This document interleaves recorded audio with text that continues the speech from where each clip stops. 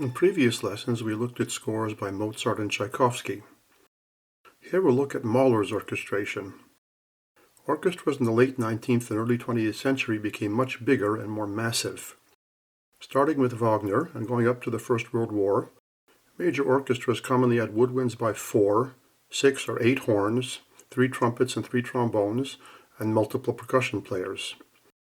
The woodwind families now included auxiliaries, piccolo, English horn, bass clarinet, and sometimes E-flat clarinet, as well as the contrabassoon. And although not many other composers used them, Wagner also filled out the tuba family with the Wagner tubas. The string sections got proportionally bigger as well. This kind of huge orchestra suggests a somewhat different approach from the more modest ensembles we've looked at till now. Although everything we've discussed so far in the smaller ensembles is still possible, we can now add other kinds of orchestral textures, in particular the larger wind choirs. When the flutes are playing the same line, there is a difference between 2 flutes and 4. As with human voices, players often just sound a bit out of tune, whereas 3 or more create an ensemble sound that's quite different from woodwind solos, in the same way a human choir doesn't sound just like a collection of multiple soloists. Also, now each woodwind choir can make complete harmony on its own. When a composer is thinking of possible timbres for a given line or chord, these little choirs add new possibilities. Let's look at the orchestration in the first movement of Mahler's Ninth Symphony. The opening motive is already something we haven't seen before. It alternates between the cello and the horn. In addition to the rhythmic contrast, there's also a contrast of timbre. Here and elsewhere in his symphonies, Mahler explores this new idea, making timbral change itself part of an idea, foreshadowing the Klangfarben melody of the Second Viennese school. The main melody and the second violins won't appear for a few bars. So here we can see how the rich accompaniment is gradually built up. First, the harp answers the opening horn cello idea in measure 3-4. Then the stopped horn presents another important motive in measure 4. The opening cello idea is then backed up with subtle resonance in measure 4 and 5, harmonic in the basses. Then the violas introduce a sextuplet figure that will be part of the coming accompaniment. The harp marks the beginning of the second violin theme with a chord. The second violin motive is harmonized by the second horn, and then all 3 clarinets are added at rehearsal 1. This is a question of balance. One single clarinet will be rather thin compared to the rich horn sound, and they're supposed to blend into one plane. This plane of tone also includes the bass line in the arco celli, the top half of the celli. The harp chord also sets off another plane, where it combines with the other half of the celli who are playing pizzicato. The basses, pizzicato, fill out the bottom line.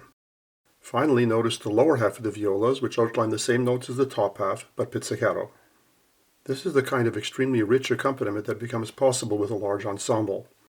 The accompaniment here includes several subplanes, like the viola pizzicato. Let's listen.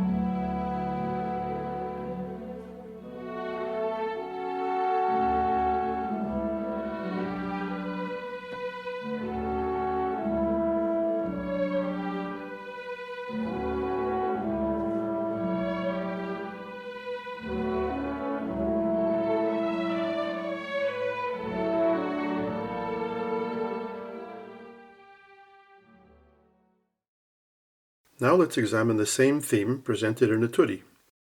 As one might expect, there's a fair amount of doubling here, but it's laid out in a very interesting way.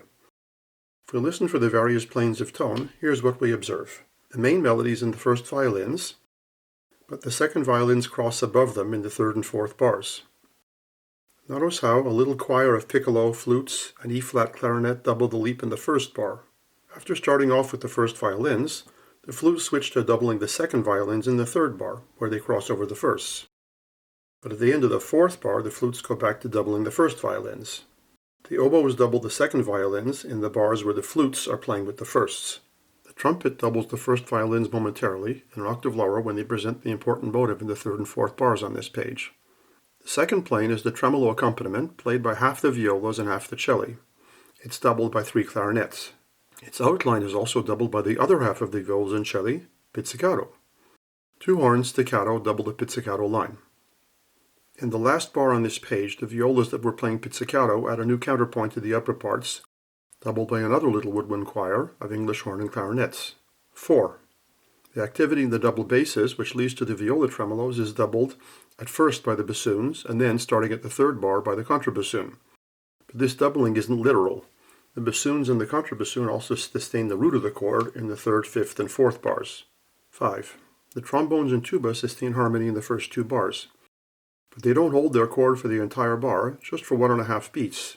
Horns 1 and 2 provide sustained harmony starting in the third bar, where the trombones and tuba disappear. Their chords are also punctuated by rests. Finally, in the 6th plane, the harp doubles both the bass line and the outline of the viola cello tremolos. Changes to doubling the new counterpoint in the last bar, although the second beat also contains a bass note. 2 things are notable about all these doublings. First, almost none of them stay constant in one single plane for the whole page.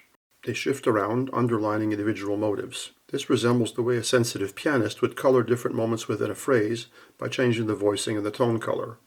In other words, the doublings here reinforce the phrasing. The second thing that stands out here is how many rests there are. Apart from the percussion, every player in the orchestra participates in this tutti, but the rests create transparency so the texture doesn't become overloaded and gray. Let's listen.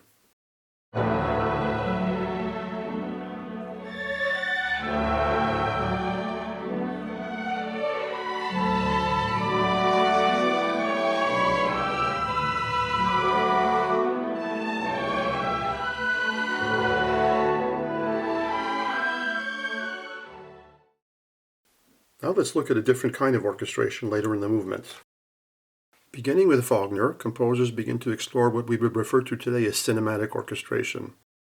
It's no coincidence that the first examples of this kind of thinking occur in Wagner's operas, where they're clearly designed to depict an image within a story. Think of the Ride of the Valkyrie in Wagner's Ring. Here, the incredible energy of a group of the Valkyrie riding their horses was clearly the inspiration for Wagner's wonderful musical texture.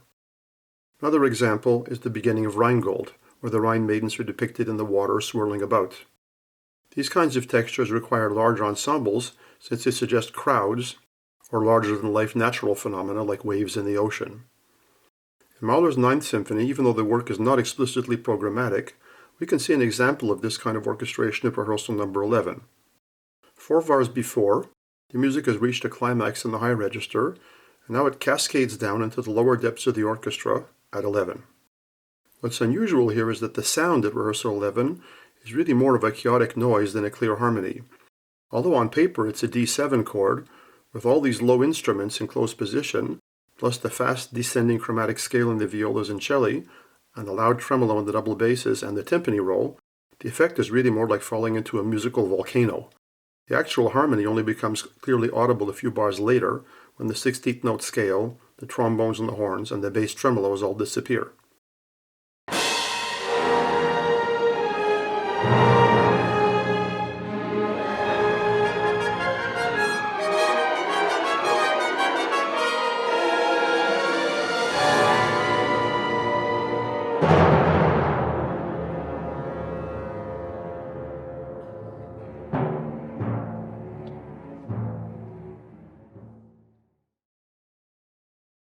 In situations like these, as in the Wagner opera examples we mentioned above, one has the impression that the composers had a distinct image in mind with a distinct character, and then looked at all the resources in the orchestra that could suggest that character.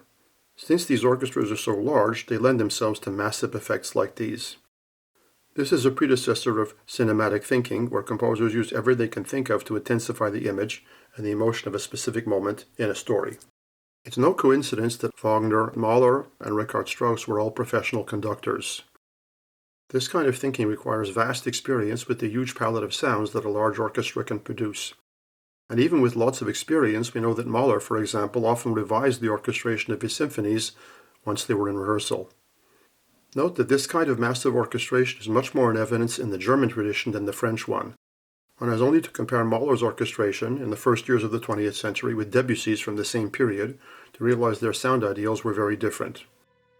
This kind of orchestration is not for beginners. Badly done, it just sounds gray and chaotic. But when done by a real professional, these larger-than-life effects can be very evocative indeed.